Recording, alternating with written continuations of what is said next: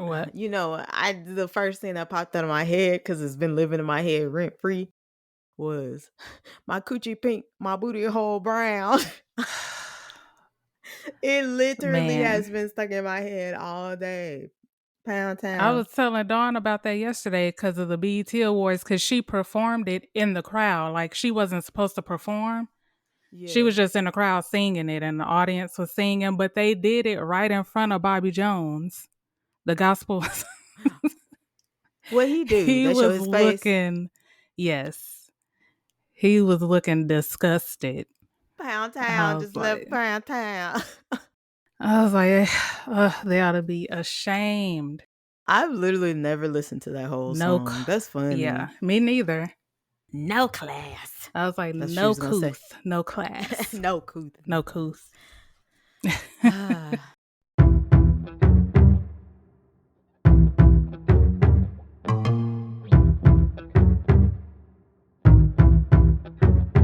All right.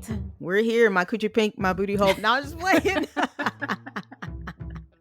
Strangers. My booty hole brown. Strangers. Hello. Ugh. Hello, strangers. Welcome back to another bonus. Wait a minute, hold on, my bad. I What? couldn't steal because I forgot to say who I was. I am the cocoa butter brown, smooth, actively trying to get a fatty Brit. I was gonna say same, but I'm D. D, never mind, we ain't gonna get into it. Y'all, D already got a mini fatty and she be trying to play. Oh, what? A mini one. I don't know a what that mini is. dump trunk. A mini dump truck. The ones that, so not like a remote control or like a push one that you would push. One that, the little kids, like an electronic one that the kids can and then, so it's more than it's more than a lot of us. I guess. But we're here. Anywho, Yes, we are here. And now, welcome back to a bonus or welcome episode of It's a Strange World After All. The podcast where we discuss true crime cases, the supernatural, urban legends, conspiracy theories, and all of the things that keep the world strange. However, for today's bonus episode, we are doing movie reviews of the horror, thriller, slasher, and true crime genre. We apologize about last week's episode, but this week you get two. So yeah, we love you. We love you and we appreciate it. The only reason why we wouldn't is if I had to I need somebody to cash or app me. How much you think it'll cash out me so I can fix my computer screen? That's what the issue was, because I had to turn off the touch screen. Because it was acting funny, and then the mouse pad wasn't working, and then all of the instructions to fix the issue, they used the touch pad, and the touch screen, and I was like, I don't have a way to do it because I turned it off because there's a big crack in my screen, not because of me. I didn't do it.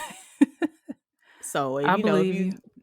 If you love us and you want us, to thrive, my birthday coming up too. Mine too. Yes, our birthday. So go ahead and give me a Mac. Just go ahead and splurge if you truly love us. How you gonna go? How you gonna go from getting your screen fixed to that? A whole new. I mean, how strange are you? How big of a fan are you? But no, we're here. That's ridiculous. Yes. You gotta shoot your shot. I guess. Okay. A shy young girl by the name of Angela Baker and her cousin Ricky attend summer camp at Camp Arawak. Is that how you say it? Is that how you say it? Or Arawak? I don't know. Whack. We say I don't know. Arawak. I'm going to say wak. Okay. At Camp Arawak. I think I said that right. It sounded right. Yeah. Shortly after their arrival, bizarre and violent accidents take the lives of several campers. Who is behind these twisted murders? In today's Dun, dun. episode, we Sorry, go ahead. Oh, I'm in sorry. today's Okay, Patrick.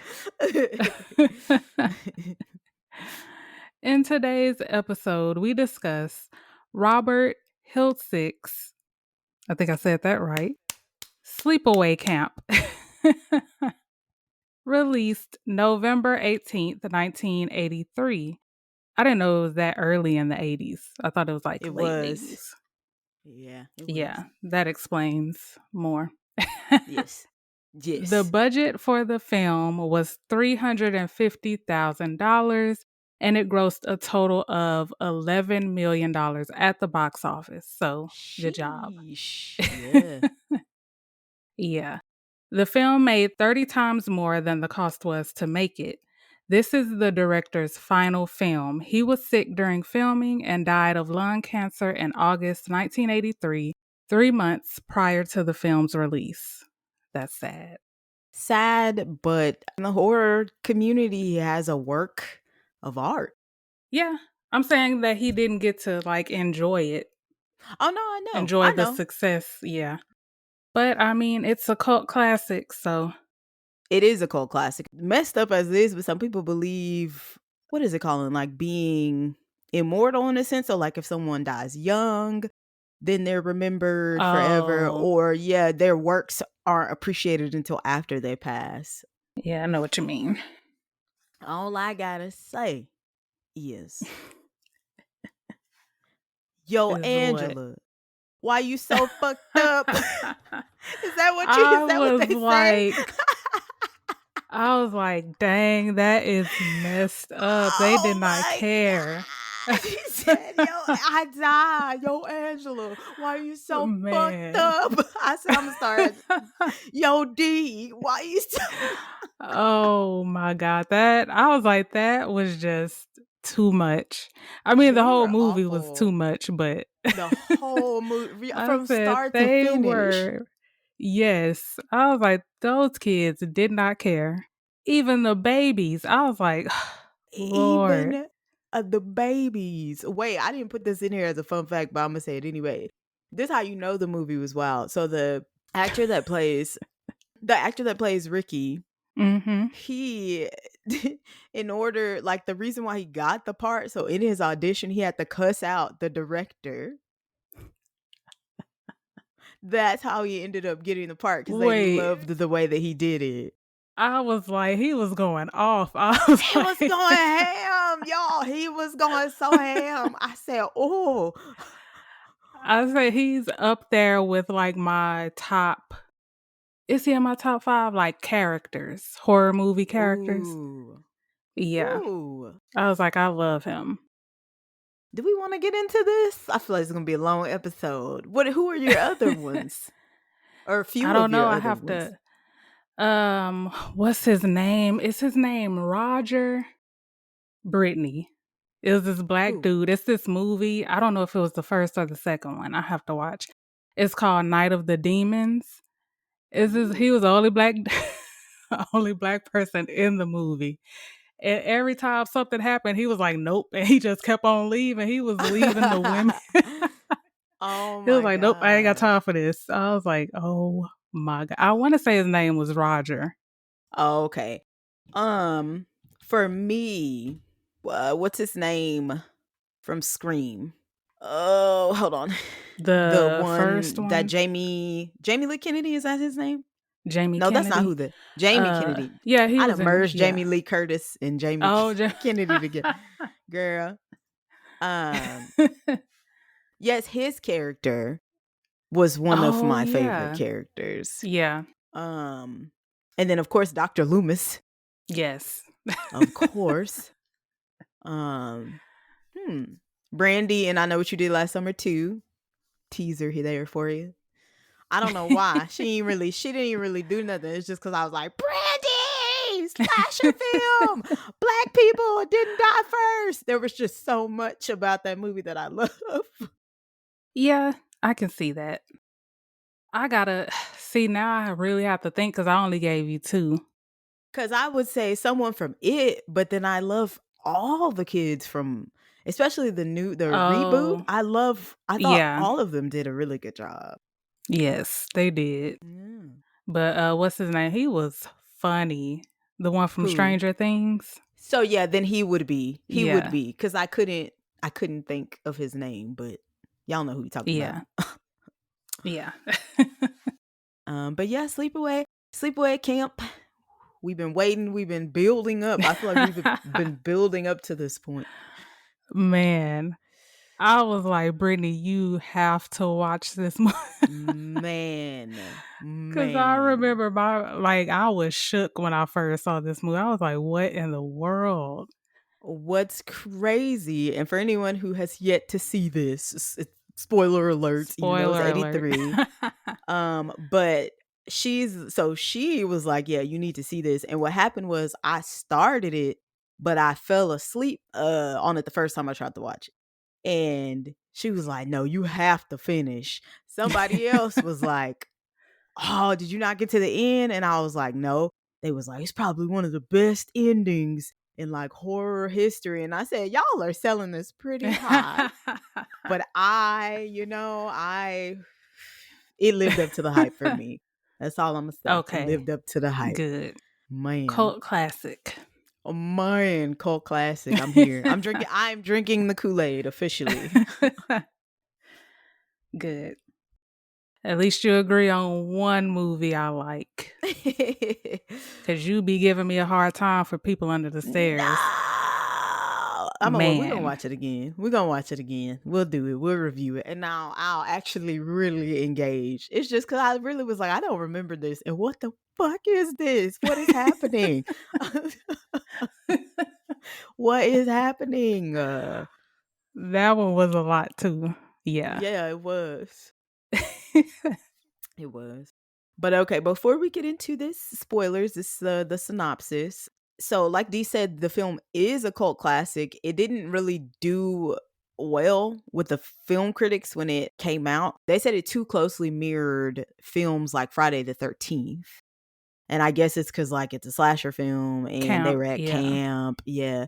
However, like Dee said, in the years since the movie was released, it has become a cult classic. Like they do the conventions. What are their names? Hold on. The lady that played Angela.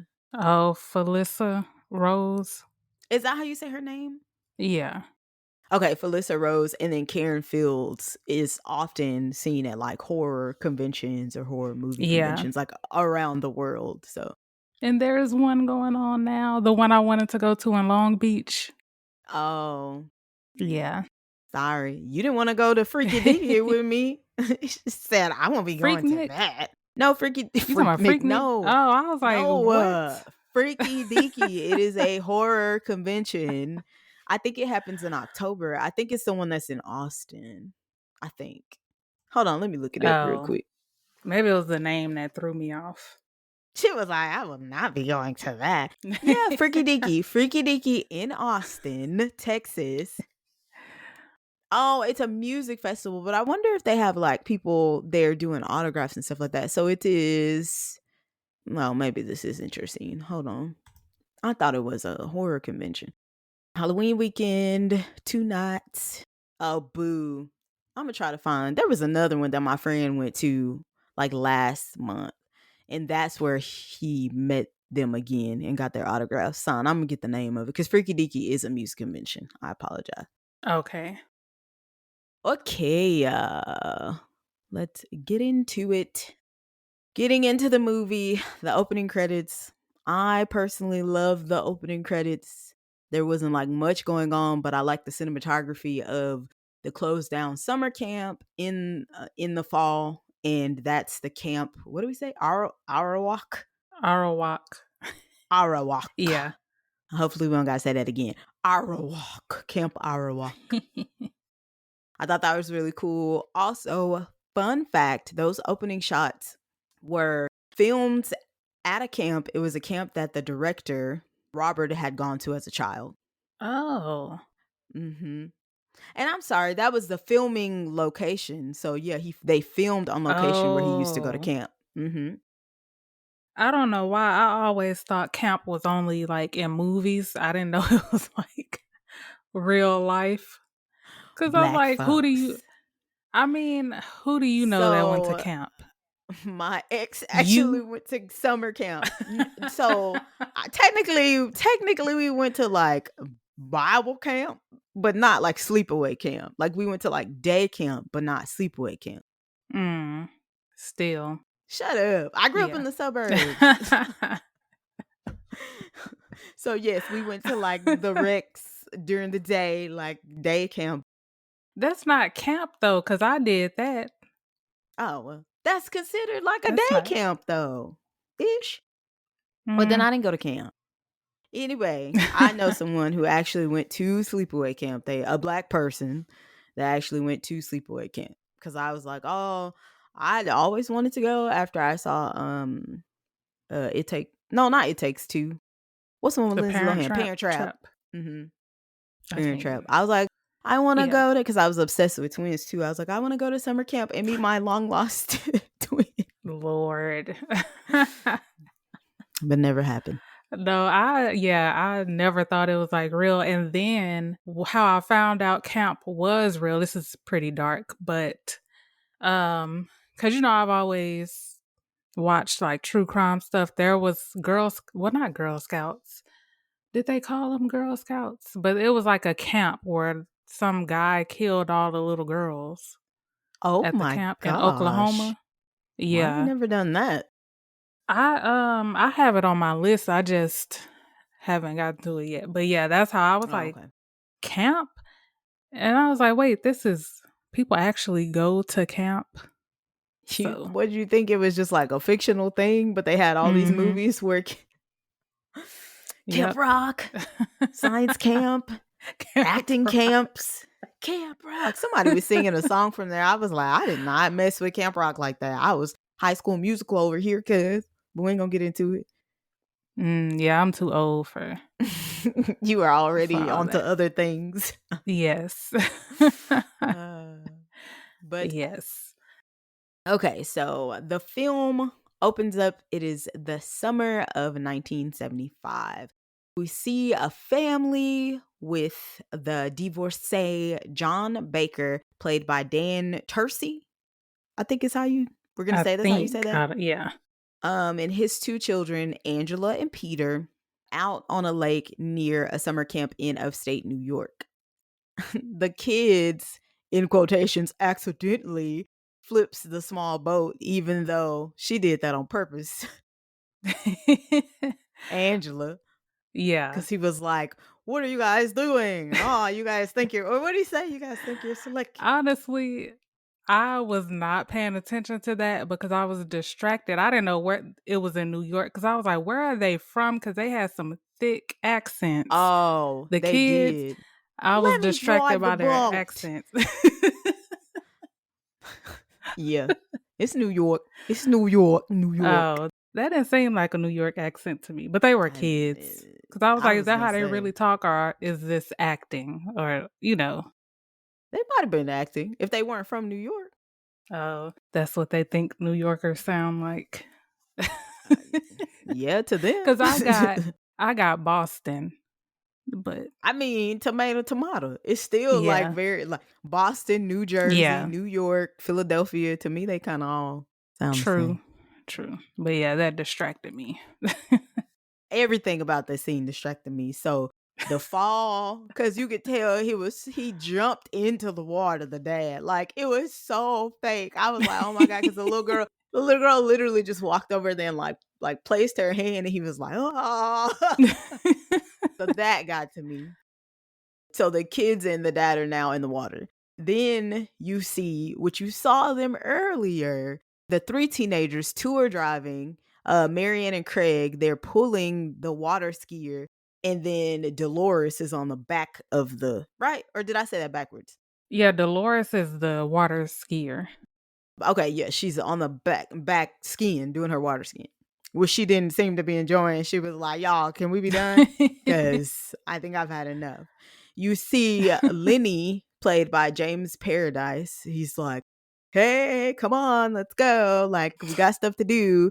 And John is not paying attention. The girl, Marianne, is like, can I drive the boat? And for whatever reason, hormones, I guess, I don't know, he let her drive this boat. They are not paying attention. She kicks it up into gear when she should be slowing down. And Dolores is like, oh my God, no, my God.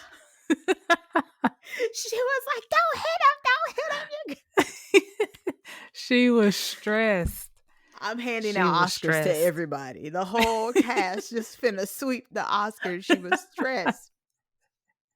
But before they can notice, before Mary and Craig could fix it, there's an accident. You see the little kid, Peter, he's drowning.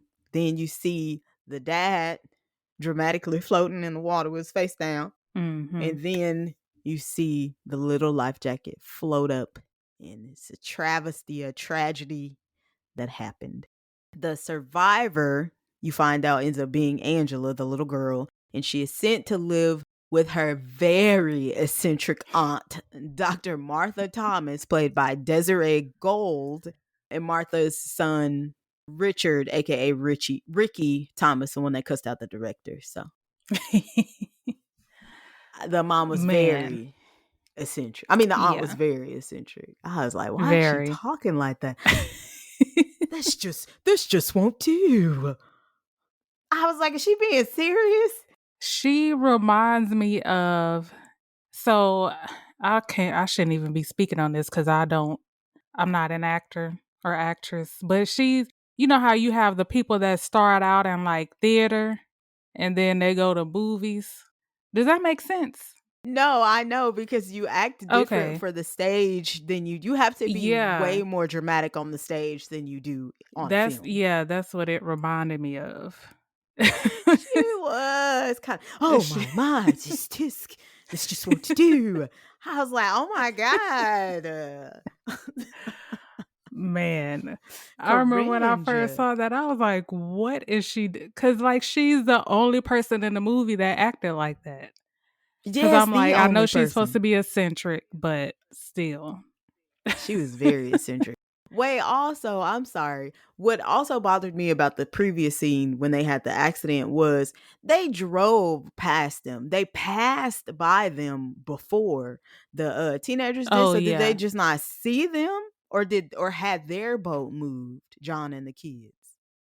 Maybe it moved, because I know, the whole thing is they weren't paying attention, because I know they were kind of going back and forth, because at first he didn't want to let her drive the boat. Mm-hmm. And they probably wasn't really paying attention, obviously. Yeah, I don't even know if they realized they passed them up or... Wait, did they see them?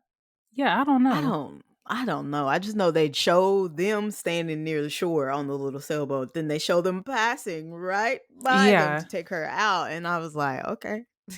That's okay, though. You got to suspend. You got to, you just let it go. This is TV. Yeah. So now it's 8 years later. It's 8 years after John and Peter's deaths. So Angela, she's 14 now. She's played by Felissa Rose. And Ricky is 15, and he's played by Jonathan Tiersten. I think that's how you say it. And Martha sends them to Camp Arawak. Ah, you did have to say it one more time. Sorry. Dang it. Arawak. But she's telling them, like, because I guess since camp was a real thing, you had to get physicals before you go. So she was just reminding them not to tell people how they got their paperwork. So foreshadowing. I did not even catch that the first time that I watched it. And I was like, oh, okay. Okay. Yeah. Because she's like making it a point to tell them, like, don't tell anybody how y'all got these signatures. Like, got your physicals.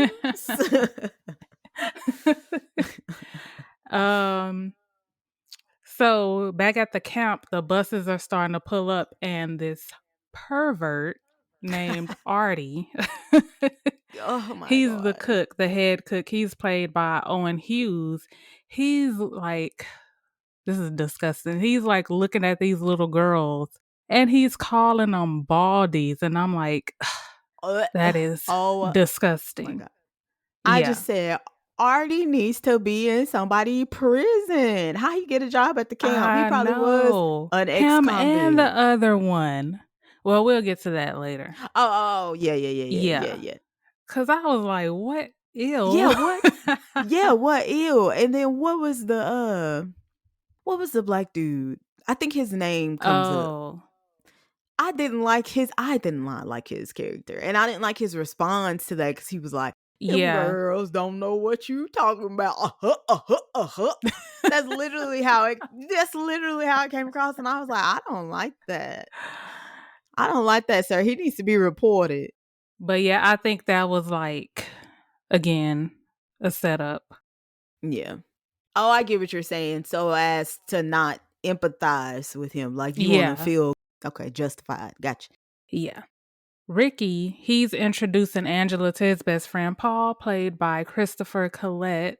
And Ricky was there last summer, so he's showing Angela, the camp. And Paul is trying to talk to her, but she's not saying anything. Like she's not talking at all. Yo, Angela. And so he finished showing her around, and Ricky, he's talking to Judy, played by Karen Fields, and this is his ex. They dated the year before when they were at camp together, but she's acting like she didn't know him, basically. And then who are you? No. First of all, I watched this with my best friend Trish, and we literally kept talking about how old she looked. I said, first of all, she don't even need to be at the camp with them. This is a woman. She is in her 30s at least. She didn't look old to me. She looks so old to me. She looked too old to be talking to Ricky or Paul. I don't know. I guess I wasn't paying attention. I was distracted by her hair. Like That's what made her look older to me. She just looked old in the face. She was the only one with breasts. I think they did that to, like, she's grown up over the summer and she's like the only one. And yeah. Cause you see how they was all over her both, Paul, he was kind of getting on my nerves a little bit, but cause he was kind of even back and forth between her and Angela. And then I'm like, that's your best friend's ex. We didn't get Oh, into yeah, that that's yet, true. but yeah. That's true. I Yeah. don't know. She did look old to me. We both was like, she looked too old to be with these kids. She graduated already. She probably was older than them. Like, for real. We've seen probably. Grease. Yeah, So. that's true. Okay, so the whole time, literally the whole time while at camp, they are messing with Angela. They are bullying Angela because she's introverted, she's shy, she doesn't talk. I don't know why that bothered them so much, but they wanted the beef. They wanted all the smoke from Angela. They were some haters. I was like, she ain't even doing nothing to nobody. Judy hating that. Judy. And then Meg came out of nowhere. Meg, played by Cammy, I think is how you say that. You're supposed to be a camp counselor. You're supposed to make the children feel safe. She was hating. So they show a scene where they're sitting down and they're supposed to be eating, and Angela has not eaten for days. Meg is like, when was the last time you ate? Why don't you talk? Girl, get your life. And the the head counselor, Ronnie, played by Paul D'Angelo, he comes over and he's like, like, what's going on? She's like, she won't eat. And he's like, well, maybe she just doesn't like the food. Let me take her back to the kitchen and see if we can find her something to eat. Which Ronnie from the beginning scene, I forgot his short, he had the original Hoochie Daddy shorts. The original Hoochie Daddy shorts. I said, oh my God. That's hilarious. I posted it on Instagram. I said, somebody, come look at this. Man, couldn't tell him nothing. No, I was like, he should not be around children like this. But anywho. Oh, man. So in the kitchen, Ronnie talks to Artie, the pervert, and is like, hey, she hasn't eaten. Maybe you can find her some food. And then he ends up getting a call. Ronnie ends up getting a call, and he leaves Angela with Artie, the perv. And Artie takes Angela into like a back, like pantry, like a back room. Trigger warning, he makes a pass at Angela. He's in the act of unbuttoning his pants because he's like, she doesn't talk. And Ricky comes in and he's like, what are you doing? Like, Artie basically like snatches him up, threatens him, and Ricky's a kid still, so he's like, look, I'm not gonna tell anybody, just let us go. So they run out of the kitchen. Didn't they run past Mel? Yeah, or they ran past somebody because they kind of just was like, oh. Yeah. Was it the black? Or was it No, the it black wasn't dude? because I Or was it know Mel? it was one of them. I remember what you're talking about. It was one of them. Wait a minute then too, because Artie came out and he was literally fastening his buckle. And they never noticed it. Like, it was like, what's wrong with them? You coming out fastening and then you're buckling. You like, I don't know. Kids will be like something like that. And I was like, what the heck? Yeah. After that happens, then Artie is about to boil some corn. He about to boil a whole bucket of a big ass bucket of maize. It's like you could stick a human in the pot. An unseen figure is watching him and then walks up to him and then like pushes him or like pulls the step stool that he's standing on, and he's like, wait. He recognizes the figure because he's like, hey, like, you need to chill, like, calm down. The figure pushes him into the pot, falls over, water spills. Skin is a blistering, son. Yes. Blistering. Great special effects for the 80s. Oh, yeah. Yes, they cart him off in the ambulance. He's dying. He's literally dying. You don't feel bad for him because he's a pedophile and a pervert. Mm-hmm. Mel Kostick is the owner of the camp, and he's played by Mike Kellen. He was literally just like, well, this is just an accident. Like, and he pretty much pays the rest of the kitchen staff. He gives the black dude, that's his name, Ben, played by Robert Earl Jones. Is he related to James Earl Jones? You know what? Related to James? Because when I was watching it, I was like, he kind of looked like James Earl Jones, but I didn't know his name. Like James Earl Jones. Hold on. I didn't know his name, so I never really looked it up. But let's see. I think so. James Earl. Wait, what was his name? Robert Earl Jones. I know that's his, according to this, that's his daddy.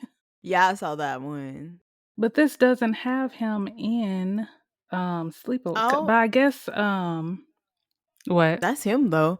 I was gonna say, it does say that that's his son.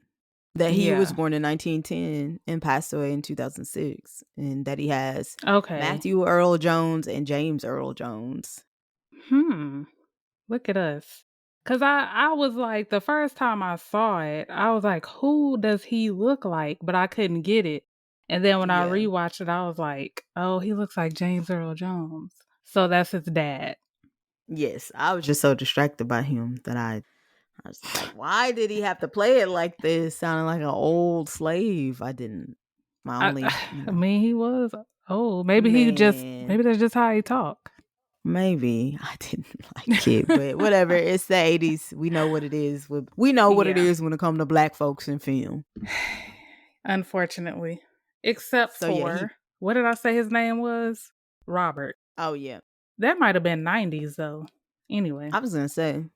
But yeah, his assistant cook, Ben, played by Robert Earl Jones, he gives him a promotion, basically pays him off to keep quiet and not to tell anybody else or the campers. Yeah. He told him to tell him, like, what did he tell? Oh, that he got another job or something. Yeah, yes. What I don't understand, this is like a small camp. I feel like that would have got out. I don't know. Oh, I guess because... Well, not unless he moved the campers, like, because, yeah, I guess they would have heard the ambulance coming, but I don't know. That's a good question. Yeah. Good question. This is TV. Damn it.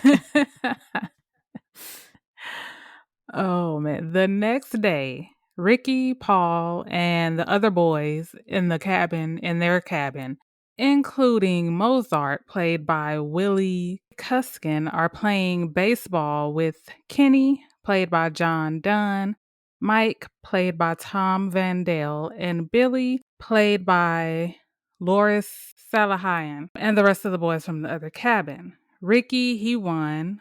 Kenny, he's talking with Mike about how to basically get back at Ricky. These kids are some haters. They are haters. They are haters. Man. I said they were cracking me up in that scene because of their accents. Cause hey, bada bada bada bada bada. Oh, come on, Ricky! Like I was like, oh my god. And then there was a little bit of homophobia in there, like sprinkled Oh in there. yeah, Yeah, Sadies. weird. They were Yeah, wild, man. yeah. Because I was like, what in the world? Because when he told him to go F a man, I was like, what? Oh yeah, I forgot about that. Those kids Yeah, were wild. they were tripping. Talking about our Uh, generation. yes, What? and childish. Because the little prank they did to Mozart, I was like, what was the point of all that? Oh, Gave that long speech. I forgot about that. Yes. Later that night in the recreation cabin, I guess it was like a dance, Angela, this was so messed up. So she's just minding her business, and here comes Kenny and Mike. And we're not laughing at the bullying. We're just laughing because They it's just messed wild. up. That's why I'm laughing Yeah. because they Cause like wild. they were just outright with it. They did not care. They were making fun of her for not talking. She was minding her own business too. She was minding her own business. What did he say, Brittany? Because I know that's your. Yo, Angela, why you so fucked up? I was I like, said, Lord, dang. she was not I doing was offended. anything. I was too. She I was was like, literally just sitting there. Yeah. Jesus. I clutched my invisible pearls. I was like, wait a Yeah. minute. So then, of course, Ricky, he jumps in because he's, protecting his cousin. And then they basically jumped him. I was They like, did. what? I was like, is this what was going on at these camps back in? Man. So yeah, they jumped Ricky. Oh, so that was basically set up to get back at Ricky. Because Yeah. one thing about Ricky, he was going to protect Angela. He was gone. He was a he ride or was die fighting for for his life sure. the whole time. Yes. Mm-hmm. So the fight is broken up by one of the camp counselors, Gene, played by Frank Trent Saladinos. Yeah, he broke up the fight, and then everybody leaves, but Paul, he stays behind, and he's trying to talk to Angela, telling her about, all the stuff him and Rick used to do last year and this and that, but she's still not saying anything. And so he's like, okay, good night. And then she told him good night, and he just Good night. Turn around. lost his mind. Good night. It was just everything was so dramatic. It Because even like was. down to the music they were playing, I was like, Bruh. everything. We were cracking up. Man. Like, dang. Man. So that same night, some of the camp bullies, including Billy, Kenny, and Mike, decide that they are going to go skinny dipping. You see them talking to like a group of girls trying to convince them, like, come on, bro. And they're like, ew, no, we don't like y'all. Get somebody else to do it. And so it becomes a sausage fest. Get somebody else to do it. Mm-mm. That sound on TikTok? Mm-hmm. Yes. I was like, man. So yeah, it becomes a sausage fest. You see Kenny and Mike smoking weed. After they smoke weed, they're trying to still convince the girls to go back in the water with them, and they're like, get Leslie to do it. I don't know why they wanted to get Leslie to do it. I don't know if Leslie is supposed to be like easy or if Leslie was actually his girlfriend. Because I saw somewhere that Leslie was allegedly Kenny's girlfriend, but I was like, why was he trying to get other girls to come with him in the first place if that was his woman? I don't know. I ain't gonna ask no questions. Men. But they're like, get Leslie to do it. So him and Leslie are out rowing at night, dark. I don't know why. And he rocks the boat. Kenny does, and then he overturns the boat as a prank that he thought it was funny. And Leslie is like, "F you," and she swims away. And then Kenny is still under the boat when again you see someone's head kind of come up, comes up from the water, and he is drowned by this person. And the boys leave without Kenny. Sorry, Kenny, R.I.P. They go back, they leave him out. And in the morning, one of the counselors finds Kenny's horrific, already decomposing body with a little snake running through. I know. Water snake running through it. And again, the ever responsible camp owner, male, emphasis on responsible, is like, well, this was an accident too. And Ronnie, the other one, Shorty Shorts McGee, was like, I don't know. I think we should, I don't know, do something. Even the cop is kind of like, was also suspicious. Yeah. The cop, Frank, is played by Alan Britton. Yeah, Mel, he was like, what's his name? The Tiger King, when he was like, I'm never gonna recover financially from this. That's how he was thinking, because he was trying to cover everything up. I said he was trying way too hard to keep this camp open. Why? He probably did put all his little gambling investments into this one. Yeah. This one camp. Close it. It should have been closed. By this one, it should have been closed, because that was a kid that passed. So, yep. Later that day, Angela, she walks up to Paul and they start talking, and they're watching the other girls playing volleyball, and Judy is being a bitch. She's irritated for no reason. Yes. Old ass. Judy is pressed. So here comes Meg, the other one of the camp counselors. And she's basically telling Angela she either has to participate or do nothing. And then she made a comment about her talking to boys. She was like, you can't just stay here and talk to boys. If you're not going to participate, you need to go. Why? Hater. I paid my eccentric aunt paid my money. I don't have to do none of this. If I don't want to, respectfully. Oh, man. That evening, Paul and Angela, they went to the rec room to watch a movie, and then they're leaving and they're like holding hands. Paul got him his little girlfriend, and then he just kissed her out of nowhere. Again, the music. I was like, the music. Man, I was like, who picked the music for this movie? Because they were on point. But then he was like, he asked, could he kiss her again? But then she left. He should have asked the first time, sir. Yeah. Let me teach you a little thing about consent. Yeah. Sir. And then I feel like maybe he realized that, and then, or that's what I would like to think. And then. Oh, and that's why he asked. Yeah. Maybe I shouldn't have done that. No, you shouldn't have, sir. If she wasn't talking, what makes you think she would go from not talking to kissing? Like, oh, true. I guess he figured since they were holding hands, but still. Yeah. Consent is sexy. Yeah.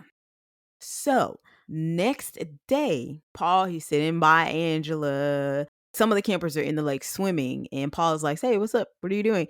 And she's like, I'm not getting in the water. I can't get in the water. And Meg is hating again, and Meg come up there, and Paul just dips. He was like, see you later. Did. It's like, this is a girl fight.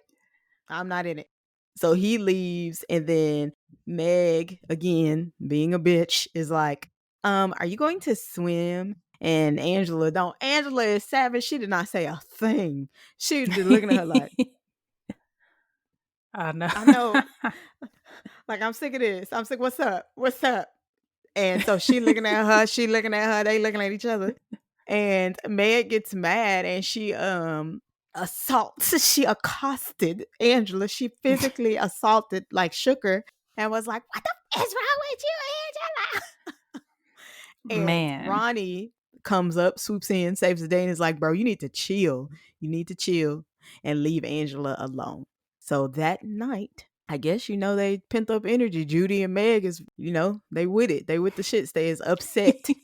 And Judy, wait a minute, was this a scene when Judy was staring? I mean, Angela was staring at Judy? Or was this when Judy just came out of nowhere with beef?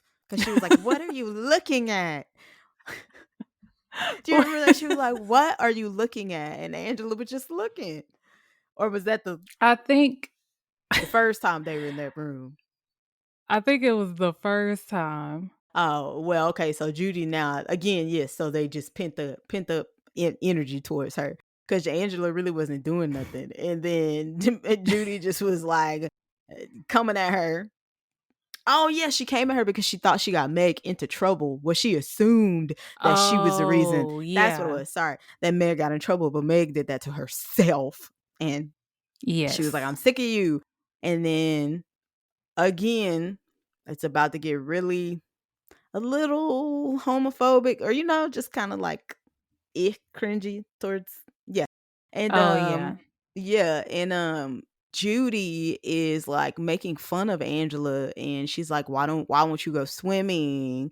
And why don't you take a shower with the rest of us? You always take showers by yourself and you don't change clothes. And she's like insinuating things, and then she insinuates something about her not hitting puberty. I don't Yeah, know. and It was then weird. again, that was a foreshadowing too. Yeah, yes. Yeah. And again, Angela is like silent. But I thought somebody kind of, what's that other counselor's name? The one with the blonde hair? Yeah. Um, I don't know. Cuz we didn't get to her yet. Because that's not when she slapped Judy, right? It was later. Or was it this time? Her name is Susie. She's played by Susan Glaze. And I said that might have been a little bit later.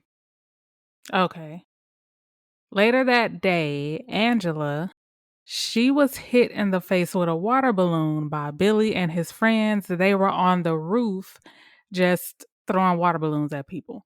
And Mel catches them, and then he's like telling Billy that he's grounded for the rest of the summer.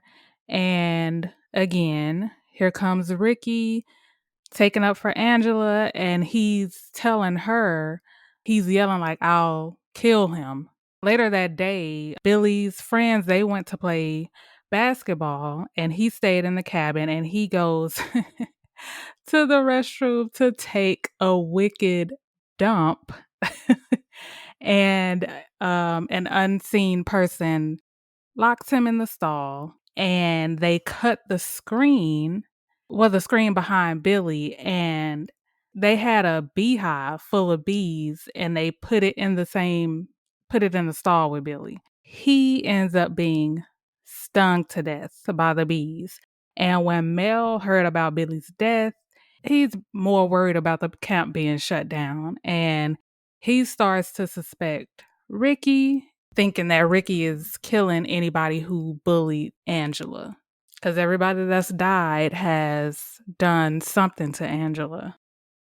Okay, so a couple things. Mm-hmm. And I know this is messed up of me, but I was cracking up when she got hit with that water balloon because she literally just laid on the ground. She literally was just like, she didn't say nothing. She didn't scream. She didn't let out a cry. She literally just took it and was like, I was Yeah, like, this is a water balloon. Granted, they were on the roof, so I don't know if it hurt more because they were on the roof. Science wise, probably. mathematically speaking, probably. That I thought was funny. And then the way that Ricky was acting, he was like, "I'm gonna kill you, you goddamn son of a scrack racking sacking fracking sacking racking fracking sacking Phil's flarn Phil." Man, And he Mel was was looking going at him off. like he was gonna have, and then Mel was looking at him like, Lord Jesus. And see, so should I say this for the end? Because I was gonna say, I feel like I don't know if they meant to do this, but I obviously the killer was one of them. But it was Yeah. like I just kept going back and forth, like, no, it's Angela. Then I'm like, no, it's Ricky. And then I'm like, well, maybe they together, maybe they killing people together. I was like, I don't know. But But what? Sorry. no, I was gonna say, but I couldn't figure out which one it was. I did not suspect Angela until there was like, maybe it was about halfway, because I was like, okay, maybe it is Ricky. But then I was like, that feels too obvious. And I was like, well, it could be Angela. But then I was like, but then some of the way that they shot the scenes, I was like, well, how could it be Angela? Something made me think like, okay, well, how could it be Angela? I don't remember. Oh, Oh, after the first scene happened, with with the Artie, cook. the pervert. Yeah. Yeah, I didn't think it was any of them. And then when Ricky was going ham, I was like, okay, this has to be Ricky because he keep going ham. But then I was like, well, Yeah. maybe this is just a ruse. Maybe it's like Friday 13th. Maybe what's her name? Martha. Martha gonna come out of nowhere and be like, this is no good. We got options. We got options here. Good old Martha. Good old Martha. And then yes, Mel is finally kind of Yeah. carrying a little bit, but they still ain't shut it down. Yeah, because I had said that he was more worried about his camp being shut down than what was actually going on. Because Baby, why are you still running this camp? and that camp should have been closed after the first death. Like, sorry, I'm so sorry. Well, I mean, I can kind of see why they didn't close it after Artie, because that did look like an accident. Oh, not Artie. Did Artie But die? I don't think Artie died. I don't think though. he died. So yeah, the first death. Yeah, okay. Oh, when the boy drowned. Yes, Yeah. because that's traumatic. That's like, even if this was not sleepaway camp, you're at regular camp, a child drowns and dies. Mm-hmm. I don't want to stay at that summer camp. Take me home. Let me go home. Yeah. Later on, Angela and Paul, they're at the beach. They're having a good time. It's beautiful music is playing. The ambience is just right. They running around, being flirty. You get to see a little playful side of Angela, and she's with the kiss now. So they're like, kissing, making out, doing what teenagers do. But Paul tries to get a little frisky. He tries to, touch a Tia and Tamaris. She's like not with it. She gets mad again. Consent. You also see a little flashback from when she was younger, and she's with her brother Peter from the beginning of the movie, and they see her dad John with Lenny, the little partner that was like, hey, come on. So you find out that her dad is gay in the 80s. This is 83. And so Angela, I guess, I don't know, like, if that, yeah, I don't know what that essentially did to her seeing that. I don't know. But she reacts. She's like, get off of me. And she runs away. The following day, Paul, he feeling some type of way. He is hurt. He is shook by Angela's rejection. And the Judy, little fast ass, come up. And she's like, I don't know why you want Angela anyway. And I'm here. Look at me. I have chi-chis. I got tatas. They're supposed to be playing like this huge game of capture the flag, but Judy convinces Paul, like, hey, let's do something else. Let's go into the woods and do something else. So in the woods, Angela convinces Ricky, like, hey, because Angela's like, I don't want to play. I don't want to do this. And Ricky is like, well, come on. Like, I have a way where we can just do this and win. And then the game will be over. And Angela's like, okay, whatever. So they like take a cut through the woods. And Ricky is talking about that he had noticed him and Paul and Angela, and like being like, hey, don't trust them. Like, watch out. As they're talking, they walk up on Paul and Miss Judy, and they are kissing. They're making out. And Angela's like, oh my God. She didn't say, oh my gosh, but she was shook, and she runs away. Paul feels bad, and he tries to explain, like, to Angela, like, basically, like, you weren't trying to give me no play, and then Judy was being thirsty, so I decided to take a little drink. And Angela's just like, I'm not having it. I don't want to talk to you. You heartbreaker, dream taker. Don't mess around with me. So he tries to talk to Angela again later that same day, but here comes Judy and Meg. He just got up and left again. He's like, Again. I'm out. Man. Was it Meg? Yeah, it was Meg that picked her up. So Meg picks up Angela and threw her in the water.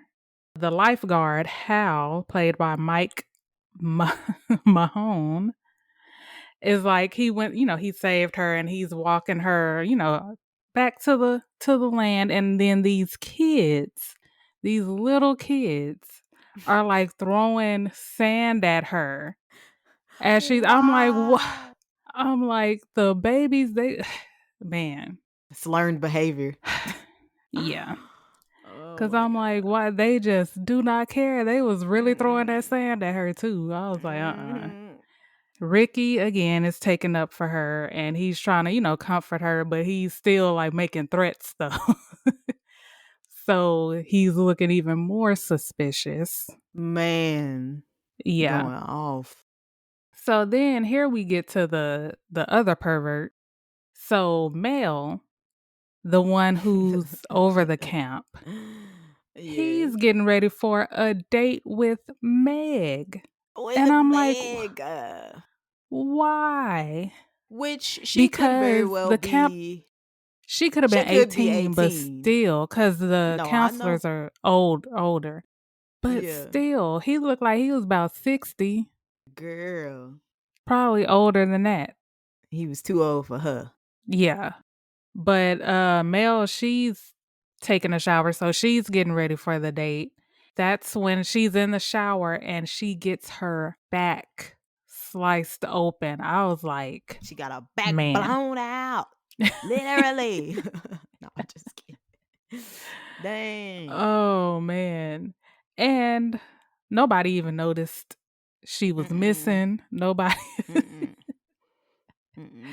Angela, she's approached by Paul again because he's still trying to apologize. And then she was just like, yeah, meet me after the social, basically. So that's why I was like, was there another dance? What is a social? That's a dance, right? It's like a dance, yeah. Yeah, okay. And then she just runs off. Yeah, but yeah, nobody cared. Meg died, and nobody cared. Like literally, because she was like, I'm just going to go take a shower. They knew she was just gonna go take a shower, and she didn't come back. And it was her night off. So where the hell are you? Yeah. But then they probably thought, because she did tell them that she had a date, so they probably thought she was on her date. She did. She just didn't tell them who it was with. Yeah. Okay, so remember the kids that was throwing sand at Angela? So they are taking camping with Counselor Eddie, played by Freddie Green. They're out there trying to survive in these harsh summer conditions, I guess. And they were like, this is not, we feel sick. This ain't it. No, it wasn't harsh. I think it was what they ate. I think maybe something that they ate.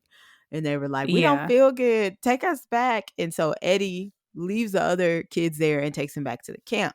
When he arrives back at the camp, it is a horrendous scene. The other 4 children that were sleeping in their sleeping bags has been torn to pieces, hacked to pieces with Eddie's axe that he left. I don't know why he left it, now that I think about it.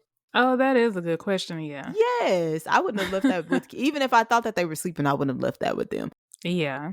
But yeah, and you see the axe is dripping with blood. Around the same time in a different scene, you see Mike is with Judy, because Judy's hormones are raging because she's in her 40s, I'm sure. She is with Mike. They're making out, and then Mel comes because he's like, where the heck is Meg? And Mike hides while Mel and Judy are talking. It's like, I don't know, I haven't seen her. She took a shower, whatever, get out. And then Mel leaves, and Mike, I guess maybe that kind of scared him a bit, because he was like, actually, I'm gonna leave. And Mike leaves. Next scene, you see Mel. He goes to the shower where Meg is, finds her dead body and is enraged. And he's like, I'm coming for Ricky. Man, listen, Enraged. This whole movie is just inappropriate. Oh my gosh. Man. Sir, how old are you? Old enough to be her granddaddy? Old enough to be her granddaddy. And then just his reaction, like, you could tell he was hurt. He was like, I'm mad. I'm gonna get this motherfucker. He's out for vengeance. He's out for blood. Oh, man. That's crazy. And then still he's, Ricky. He out to get Ricky. So now Judy, she goes back to the cabin, to the girls' cabin, and she's killed. So an unseen killer, because that caught me off guard, because the killer punched the mess out. I was like, knocked her out. Whoa. Full force. Yes. Like. So then the killer covers her face with a pillow, and trigger warning, because Judy was in there like curling her hair, so she had like a hot curling iron. So the killer puts the curling iron inside of Judy.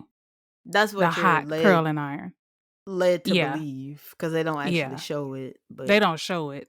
You see like the shadow, and then like her response. Yeah. I was like, damn, even Judy didn't deserve that. She was terrible. Man. She was terrible. She deserved that punch. She deserved to get punched in the damn face. She did. Yeah. I mean, she had already got slapped by the camp counselor. Oh, yeah, she did. Yeah. After the social, it's just chaos, because Eddie came back and he told the counselors that, the 4 kids had been killed. So Ricky, he didn't go to the social because he was saying he was sick. Mm-hmm. He overheard them talking, and then Mel, he goes up to him and he like accused him of killing Meg and everybody else, and he beat the mess out of Ricky. He was like, enraged. He was wailing on him. I was like, this is a child. He was. Sir? I know. And for him to be that old, he was hanging in. He was really. And I hit him again. Jeez Louise. Bad seed reference. So he beat him unconscious. That's how bad it was. And he gets up, and then he shot in the throat with an arrow. But he saw who it was, though. Yes. It was giving me Walking Dead vibes. You remember when she got hit in the eye in the middle, in mid-sentence, hit in the eye with that arrow? That. Yeah. Yes, that's what it reminded me of. Oh my gosh. I was like, I literally was like in it to win it. I was like, oh my God. Because I remember it happening and I was like, oh my God. Yeah, did not see that coming. This ending is just like boom, boom, boom, boom, boom, boom. Literally clutch your pearls. There's so much happening. So Mel is, he's gone. Ricky is beat up. Ronnie, the other camp counselor, Mr. Shorty Shorts, finally is like, this has gotten out of control. We cannot handle this. He calls the police. He tells Marie, played by Dee Dee Friedman, to get all the counselors. He has like a meeting. He tells them, look, it's some stuff going on. There's a murderer on the loose. We need to round up all of the campers, and we need to get everybody in one place until the police arrive. So the counselors scatter to get everybody together. The police show up, and then we see Angela and Paul. They finally meet on the beach, so they are unaware to the chaos that's happening. So I don't know what has gotten into Angela. But Angela is like with it. They feeling good. She's like, I just want you to get naked. Get naked, Paul. So Paul is like, hey, I'm about to get naked. And he, gets naked. And then switch to another scene. You see Ronnie and Marie. They find Meg dead. They find Mel dead. And then Frank, the cop, and Gene find Ricky, who is barely hanging on. He is hanging on to his life. Gene carries Ricky to the ambulance. And then Frank is like, I don't know what's going on, but we need backup. We need backup. 4914 backup. I don't know what that is. Yeah. I just said 4914. And then Ronnie and Susie, played by Susan Glaze, the one that slapped Judy. Yes. They find Angela nude on the beach, and she's singing, and she's holding a knife, and she also has Paul's severed head in her hands. And this is when we figure out that the killer is actually Angela. Angela, why are you so funny? Okay, so this scene, so Angela is a killer, but she's also, look at your face. She is also a boy. I was shook. She's actually Peter, who they thought died in the beginning. So the scene of her, I was like, first of all, why is her mouth open? And then, because I was like, oh, it didn't get to that part yet. So we see her standing there. Because, I mean, it shows her that she's a boy, but we didn't get to the background yet. Right. So we go to the flashbacks, and Martha. So Martha.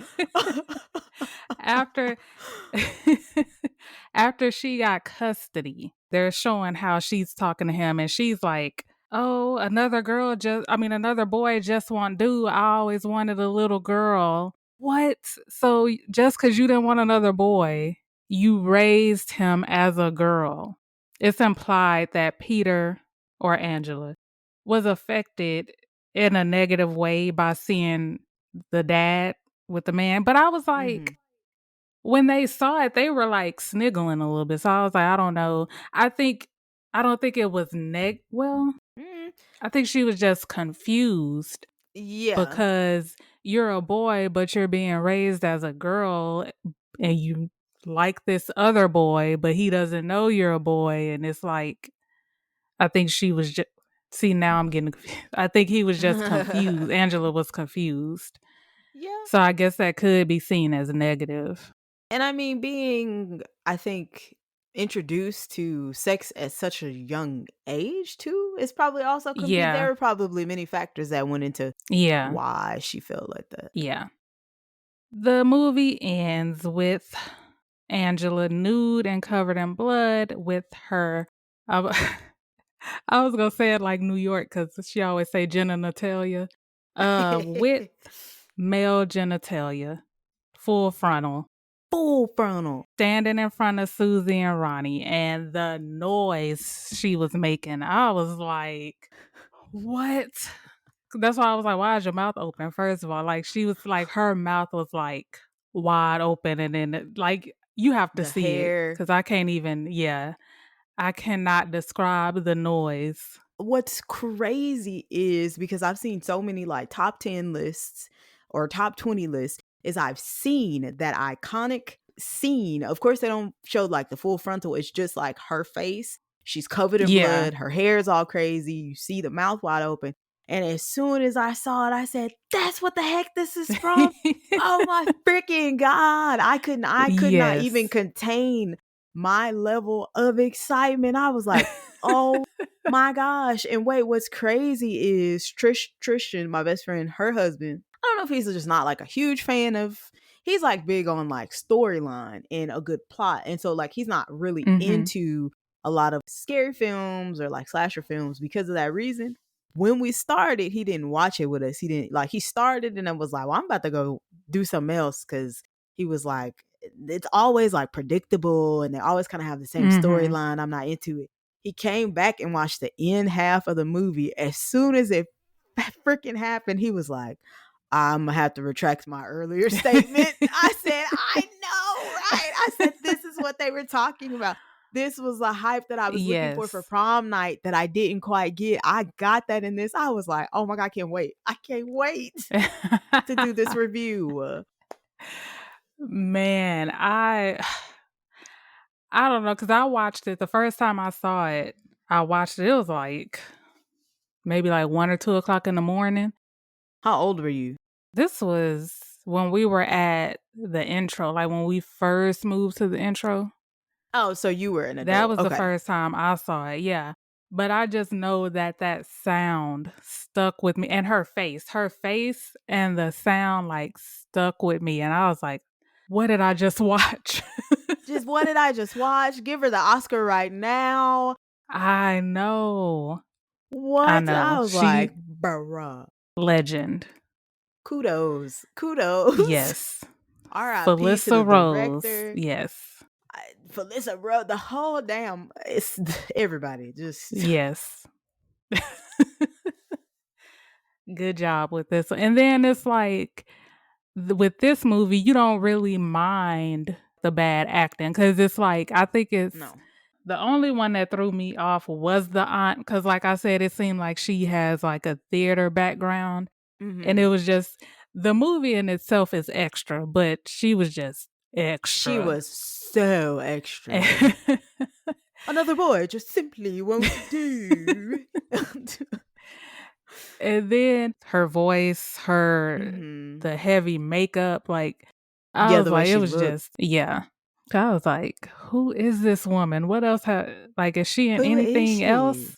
Girl. Yeah, but good movie, good plot Good twist. movie. Good freaking plot twist.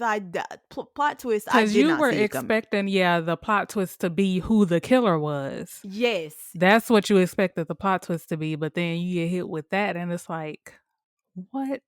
And then you start thinking about everything else about how she wouldn't swim, how she wouldn't get in the shower with everybody else, stuff like that. Yeah, it all made sense. I was like, dang. Yeah.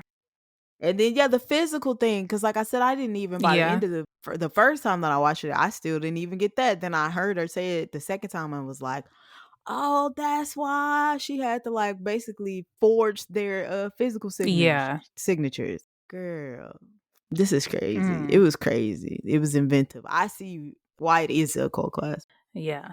I'm glad you agree this time. Oh my God. I can't even. I recommend it. 10 out of 10. Yeah. Like for back then, for like the 80s, and I'll even throw in the 90s, I don't know if I know a movie with that big of a plot twist to where it's Yeah. like, when did M. Night Shyamalan start making movies? Maybe late 90s, early two. But yeah, I was going to say probably not Yeah. until that cycle of movie, like not until like Yeah. 90s. Because I mean, I guess Scream had a good plot twist. But that Oh, still yeah. was the kill. It still had a lot to do with the killers. Yeah. Sorry, not like, oh, and this. That's crazy. Yeah. Any more final thoughts before we do ratings? Oh, I wanted to say, like as far as like who the killer was, because the scene with Judy and the curling iron, they actually showed the killer. Like you could see the face, but you still couldn't make out who it was. And I was like, Oh, I like how yeah. they shot that because I'm like, you could clearly see the face, but Yes. you still couldn't really tell who it was when she walked through the door. I was like, because I paused it. I was like trying to see if I could recognize. Yeah, I And I agree. was like, They did a good job the whole time though. That's why like at yeah, first I didn't think it was Angela because the features that they kept showing like when they showed like the hand, I the was like that's a hand, yeah, boy. That's yep, a man. And again, then yeah, because she's, yeah, something else happened and I was like, okay, well maybe it is Angela. And then when she was like meet me on the beach, I was like, okay, well, maybe it's not Angela. I don't know. There was a whole just like, who is it? Is it Ricky or Angela? Or is yeah. it Martha? Child. Oh, I was gonna say too, one more thing about Martha. I feel like they maybe had her play it up like that because kind of like a mad scientist, demented type of person, I think would do something like that. So she had to be, I That, think, yeah, that makes extra sense. like Yeah, that. that makes sense. That's just crazy though, but okay. Movie ratings. You go first. No, Since I you've never don't. seen it. This was your first time seeing it. What did we give? What's the highest that we've given so far? I should write it in. I should. I think the highest I know, I think I wanna say I gave something a 4, Was but I cannot. it Krampus and Halloween got some pretty high scores from us. Yeah. It may have been Like a 3, it may we have gave been something a those 2, yeah. 3.5. I think I gave I'm trying to remember what I gave prom night, because I think I rated Halloween higher than prom night. So I may have given prom night a 3. Okay. Ooh, out of 5. Okay. Ooh, maybe I will give it. And I'm thinking solely because, like I said, I think about like the rewatchability, how I Mhm. felt watching it, whether or not I would recommend it, and just like, yeah, like plot twists and stuff like that. Like, was it inventive for the time period? I'm going to have to give that thing maybe a 4.5 Look at you. because I truly had a good time watching it. Like, even when I watched it back, because I watched it 3 times, even when I watched it back a 3rd time, I thoroughly enjoyed this. And like, I feel like the writing was good. I feel like it was inventive to have a plot twist like that in the 80s to show a full Mhm. frontal of male Yes. genitalia in the 80s. Yeah. The only reason why I wouldn't give it a 5 is some of like the acting, like some of it, I was kind of just like, man. But now I'm thinking, okay, well, that's the 80s. And it was a little offensive. Yeah. I don't know. Or maybe I'm just really trying not to give it a 5. What would you give it? I don't think I would give it a 5. Okay, I would okay, give okay. it, I don't even think 4.5. Probably like 4.2, 4.3 in that area. If this was the 80s and we watched it in the 80s, would you still give it a 4.23? Yeah. Okay. I feel like that's pretty high. No, it is really high. I'm wondering like what would get a 5. I guess we'll have to figure out as we go. And then each time I watched it, something different, like I caught something different. Mhm. So it's like because it's a lot to unpack, but It's a lot. but again, that's a movie that I can watch anytime. And Girl, yeah. I was like, "Imma have a party during the summer one year." A sleepover. We're gonna have a sleepover. We're gonna watch Sleepaway Camp. Sleepaway Camp. So Yes. you said a 4.2 or 4.3? Give it a I 4.3. say 4.3. Okay. Well, Yeah. yeah, Imma stick behind the 4.5 because, yeah, my only complaints were some of the acting stuff, and then I was kinda like, "Oh," like the scene with Judy, I kinda was like, "Oh," Yeah. even though it But was just then if you think about implied. it, it was, yeah, because they never showed anything. But if you think about it, movies now show way worse. No, I know, but and I would probably rate them really low. I probably would rate Yeah. them a little bit lower if I Because felt I like, think ugh. now, yeah, I think now a lot of movies are focused on like the shock value more than Yeah. like the actual like plot and all that. Yes. So I felt like that. Like I get the psychology behind probably why they did that, but for me it felt like shock value and it felt like it was in poor taste. Like I didn't think they needed to do that to Judy. Like I get that she was promiscuous Yeah. and I really didn't like it. I didn't either, because I think they were trying to like show, because she was making fun of Angela for not hitting puberty and Yeah. being, so I guess that's why they chose to have her death like that. But still, you got to remember that these are supposed to be kids. So that one was a lot. Cause like you could even hear, like, even I think that stuck with me too, because you could hear like the sizzle, Yeah, and you I was like, ugh, could. And yeah, I then was like, ugh, her screams, I was like, screaming, yeah, If I would have yeah, watched that as a kid, it would have traumatized me. oh Which it yeah, was yeah, you ain't even supposed to be watching it as a kid, but you know how parents are. man, Another fun fact. So, I think I'm missing some of my comments. It's Felissa, right? Felissa Rose. mm-hmm. when the movie came out, she was 13, or when she filmed the movie, she was only 13. So when the movie was released, she was not even able to go to her own like premiere. She couldn't go to the movies to watch it because I believe that it was rated R. I mean, it should have been. Yeah, it should have been. It should have been. Language alone. I know. Mainly from Ricky. Yeah, from Ricky. Ricky! And then another thing, one little thing, I just feel like I'm nitpicking, but it just irritated me because I could tell that they used the same voiceover. Like anytime she would get mad and he would be like, Angela. Oh, yeah.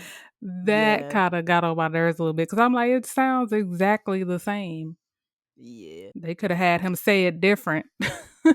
I'm just talking up to the 1980s. Yeah.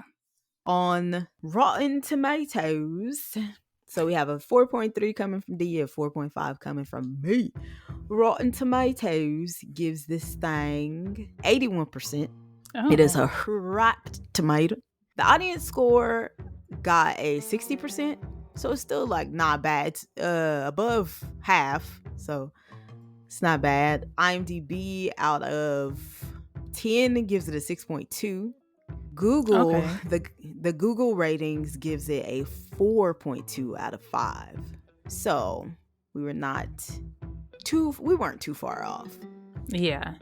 Amazon gives it a 4.6 out of 5. And the Amazon users really love it, which that is for like a newer audience. So I think like a lot of us are just like, oh, okay. Yeah. Where did this come from? Come on, 80s, come through 80s.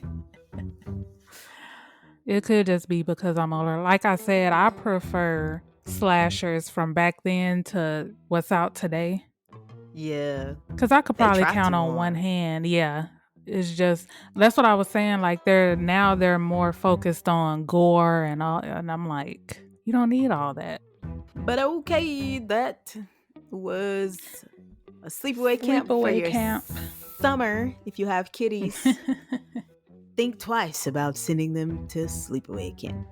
Please follow us on Instagram at It's a Strange World Podcast, Twitter at Pod Strange World, and on Facebook and TikTok at It's a Strange World After All. Also, if you are listening to us on Apple Podcasts or Spotify and like the show, please go ahead and give us a 5-star rating. And if you're feeling extra strange, please write a review. Please and thank you. If you have any movies or documentaries of the horror, thriller, slasher, true crime genre and want to hear our uncensored, unsolicited opinions on them, email those submissions to It's a Strange World After All at gmail.com or DM us at any other social media platforms Steve mentioned. Oh, and August, we're each gonna pick a movie from the year we were born. Yeah, buddy. So, and again, that's horror, thriller, slasher, or true crime. Thank you for tuning into another episode of It's a Strange World After All. And thank you, as always, for keeping it just a little extra strange in this bonus episode with us. Thank you. Bye. Thank you. Hey, yo, strangers. Why you so fucked up? No, I'm just kidding.